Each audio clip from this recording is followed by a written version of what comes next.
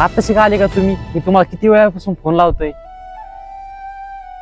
मी पण फ्री राहत नाही, मला ऑफिसमध्ये लय काम होतं, मी तिथं बिझी होतो म्हणून मी तिथं थांबलो होतो. मला पण तुमच्यापेक्षा जास्त काम असतं आणि मी पण टाइम काढूनच आलो ना. एक काम करा, आपण बाहेर जाऊ, मला तुम्हाला काहीतरी बोलायचंय. हा हा, मला बी बोलायचंय.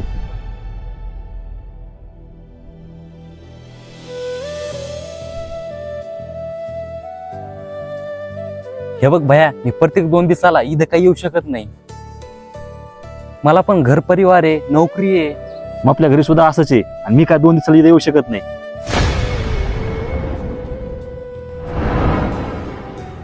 मला काही याच्यातून काही माहित नाही, तुम्हीच काही तर मार्ग काढा.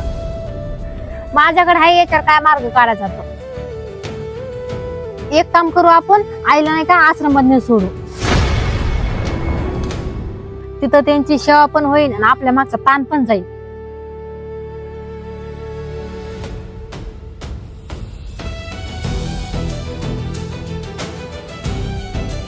भैया आपण असं करू, एका महिन्याचा खर्च तुम्ही द्यायचा, एका महिन्याचा खर्च आम्ही देऊ.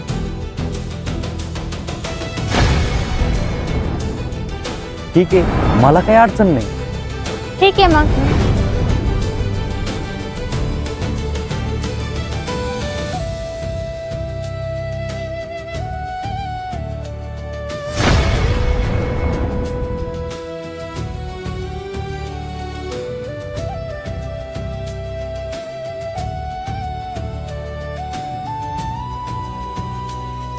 तुम्ही दोघांना एक विचार केला ना, तर मी पण विचार केला.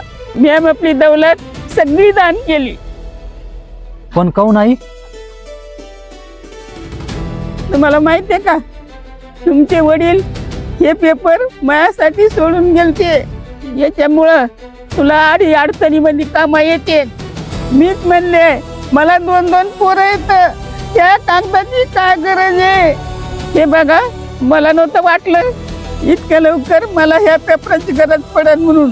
जी दौलत मी दान केलेली आहे ना, ज्यांनी मला सांभाळलं ना, तर राहिलेली दौलत त्याच्याच नावावर करणारी मी कधीच विचार करणार नाही मला पोरं नाही म्हणून. निघा बाहेर दिवसाने. आई, आम्हाला प्लीज माफ कर. हाय, आमच्याकडून लय मोठी चूक झाली.